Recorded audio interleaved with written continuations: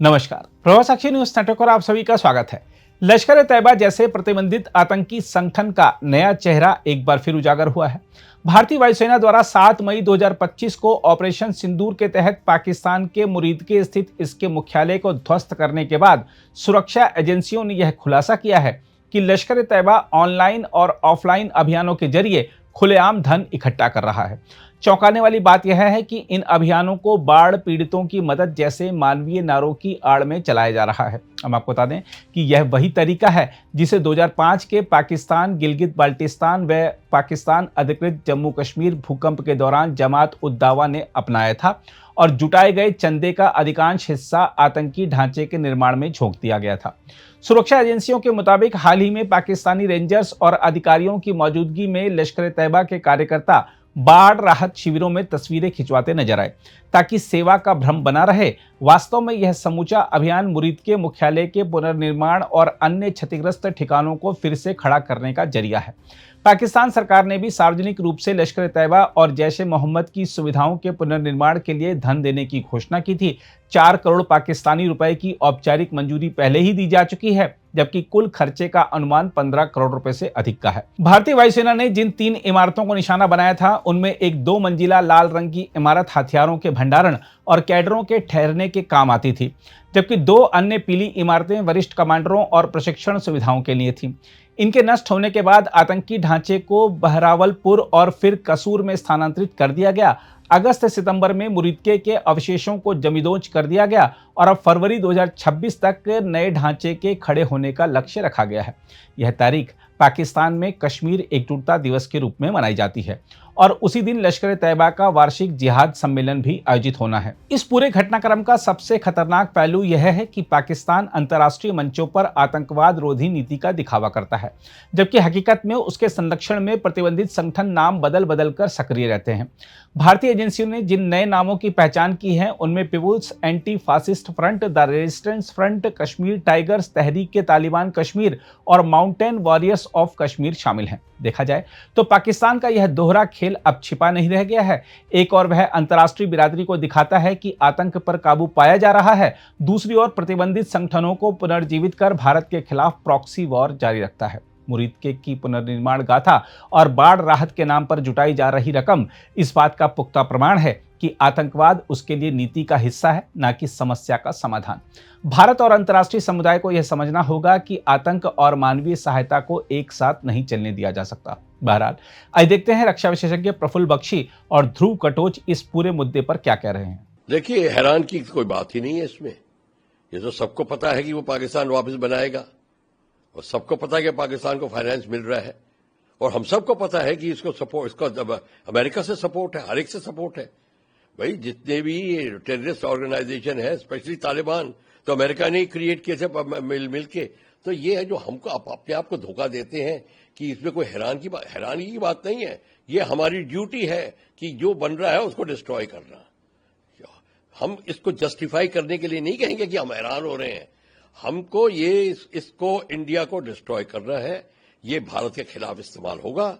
अब ये जो हमने मुरीदके में जो डिस्ट्रॉय किया था अपने स्ट्राइक में, उसको पाकिस्तान जो है, अब जो फंड्स आ रहे हैं, ह्यूमैनिटेरियन एड के फंड्स इधर उधर से आ रहे हैं। आफ्टर ऑल गवर्नमेंट स्पॉन्सर्ड है, पाकिस्तान की आर्मी गवर्नमेंट स्पॉन्सर कर रही है इनको, तो पूरे फंड्स देगी और इनको बेस तैयार करा देगी। पर ऊपर उनका जो नुकसान हुआ है वो बिल्डिंग का नुकसान हुआ है। 6-7 बिल्डिंगें अगर हमने गिरा भी दी वो 3-4 महीने में खड़ी हो जाएंगी। तो ऐसी कोई बड़ी बात नहीं हुई है कि हमने किया। अगर आप उनके 40-50 लोग मार भी देंगे और भी आ जाएंगे। मैं ये बताने की कोशिश कर रहा हूं कि ये जो आइडिया है ये इनकी पॉलिसी में है, इनके खून में आइडिया है ये टेररिस्ट ऑर्गेनाइजेशन को चलाना और उनको उठाना।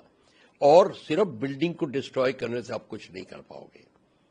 उनको सबक सिखाना है तो उनको वहां पे आप अटैक करो जहां उनको दर्द हो और जहां वो नेगोशिएशन में आए।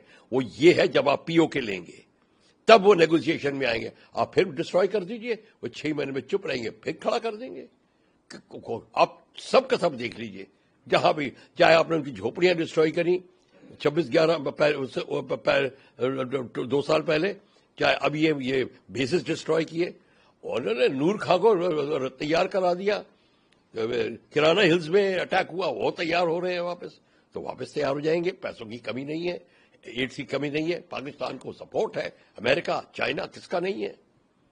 तो हमको ये भारी काम हो रहा है, हम दुनिया का अटेंशन डाइवर्ट करेंगे, सारी दुनिया को पता है। इसमें हम कोई अटेंशन नहीं किसी का डाइवर्ट कर रहे, सिर्फ अपने आप को धोखा दे रहे हैं। और हमको अपने को धोखा नहीं देना, हमको पता है ये होगा, और जितनी जल्दी हो उसको हमें डिस्ट्रॉय करना है, ये डिस्ट्रॉय करना है। पर उसके आगे कार्रवाई जो है वो आप पीओके लेने की करिए, आप उनकी एरियाज को ऑक्यूपाई करिए। जब तक फिजिकल ऑक्यूपेशन नहीं होगा, पाकिस्तान नेगोशिएटिंग टेबल पे नहीं आएगा। जब तक उसका हाथ नहीं मरोड़ोगे वो हाई नहीं करेगा, जब तक हाई नहीं करेगा वो नेगोशिएटिंग टेबल पे नहीं आएगा। इसलिए ये सिंपल सी चीज बात है। तो हम ये पूरी इंसानियत को, हाँ पूरी वर्ल्ड बॉडी को इस पे रिएक्ट करना पड़ेगा चाहिए, पर वर्ल्ड बॉडी पाकिस्तान के खिलाफ नहीं है। यही तो बात है, जो हम सोच बैठे हैं कि पाकिस्तान के सब करेगा, वो नहीं है। पाकिस्तान को बड़ा सपोर्ट मिल रहा है। तो हाँ, कई कंट्रीज है उसको अपोज भी कर रही है, ठीक है। आप उसी पॉलिटिक्स में फंस जाओगे, अपोज करवाइए या सपोर्ट करवाइए, पर पाकिस्तान अपना काम जारी रखेगा, उसको पैसा मिलता रहेगा, और Islamic nation specially those who support the radical Islam, वो उसको फंड्स देते रहेंगे। तो ये जो आप देख रहे हैं, मैं मानता हूं कि इंडियन एयरफोर्स ने बहुत अच्छा काम किया, वाकई में बड़ा जबरदस्त काम था। पर अगर वो मिलिट्री टारगेट होता जिसको डिस्ट्रॉय करने के बाद आप ऑक्यूपाई कर रहे होते, तब बात बनती। अभी तो सिर्फ आपने डिस्ट्रॉय किया है, फिर कर दीजिए, वो फिर बना देंगे। ये तो आइडिया उनका, एक एक जिनको उन्होंने ट्रेन किया है वो बच्चा बच्चा इसमें अपने को जान देने को तैयार है, तो उसमें कोई बड़ी बात नहीं है।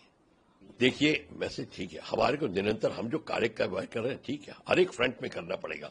डिप्लोमेटिक एंगल हमारे बड़े तगड़े हैं, हमारी डिप्लोमेसी किया गया, हमें इसके खिलाफ बात जरूर उठाएं, ताकि हमारा भी एक्शन जस्टिफाई हो कि हमने बात उठाई थी। अगर हम चुप करें तो फिर लोग कहेंगे अरे आप तो कुछ बोले नहीं। तो आप अपना रूटीनली बात उठाइए, यूनाइटेड नेशन में ले जाइए, हर जगह करिए जो आपको रेगुलरली करना है, पर मिलिट्री एक्शन जरूर लीजिए। आप कोई ना कोई बहाना ढूंढिए इसको डिस्ट्रॉय करने के लिए, दोबारा आपको डिस्ट्रॉय ही करना है। पाकिस्तान को पता चलेगा कि भैया अब ये इतनी आसानी से गेम नहीं चलेगा, या तो उसको हटा देंगे, वो ऐसी जगह ले जाएंगे, या कुछ और करेंगे, या नेगोशिएटिंग टेबल पे आएंगे, वो मैं नहीं कह सकता। ऑपरेशन सिंदूर में जब भारतीय सेना ने लश्कर का हेडक्वार्टर मुरीद के में जो था, लश्कर तैयबा का जो हेडक्वार्टर था, वो पूरी तरह से बर्बाद कर दिया था। अब खबरों में आ गया है और उसकी तस्वीरें भी सामने आ रही हैं कि पाकिस्तान की सरकार लश्कर तैयबा को मदद कर रही है उसको फिर से बनाने के लिए। अभी इससे तो साफ नज़र आ जाता है कि पाकिस्तान टेररिज्म का रास्ता नहीं छोड़ रहा है, और इसीलिए भारत को भी उसी प्रकार का रुख अपनाना चाहिए कि जिस प्रकार से हमारे प्रधानमंत्री कहते हैं कि talks and terror can not go together. Pakistan के साथ किसी भी हालत में ना तो बातचीत हो सकती है या ना तो किसी तरह से मुलाकात हो सकता है, क्योंकि वो टेररिज्म का रास्ता नहीं छोड़ रहा है, और नहीं छोड़ने के बजाय वो उसको और बढ़ावा दे रहा है। मुझे लगता है इसको बहुत गंभीरता से लेना चाहिए, और पूरी दुनिया को भी इसको देखना चाहिए। और मुझे लगता है कि जहाँ तक FATF की ग्रे लिस्ट ब्लैक लिस्ट है, अगर फिर से FATF में तो डाल देना चाहिए पाकिस्तान को, अगर ब्लैक लिस्ट में नहीं तो कम से कम ग्रे लिस्ट में डाल देना चाहिए, क्योंकि पाकिस्तान अभी तक टेररिज्म का सपोर्ट ले रहा है और उसकी फॉरेन पॉलिसी इसी के ऊपर निर्भर है। अगर आप भी लेना चाहते हैं देश दुनिया की तमाम जानकारी, तो आज ही सब्सक्राइब करें हमारे चैनल को। साथ ही नीचे दिए बेल आइकन को जरूर दबाएं ताकि हर अपडेट आप तक पहुंच सके।